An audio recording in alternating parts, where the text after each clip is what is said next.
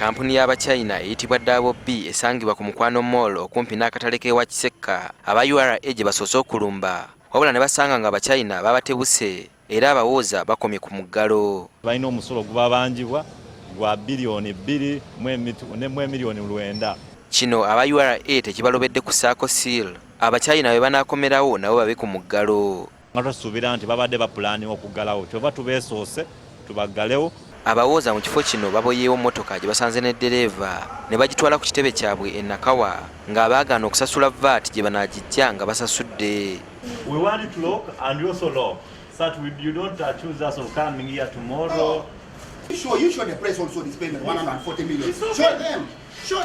Boss. What is payment here? 140 million. Okay, this is 140. This is your document. You cannot. This is your document.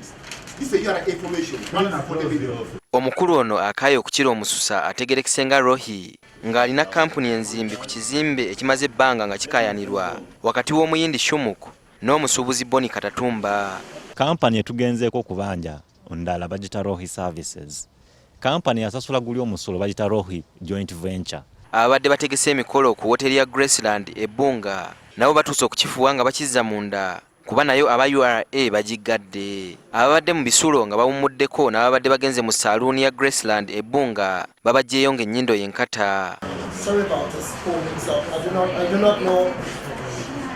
Ne cheques zaabwe zonna zaabuuka.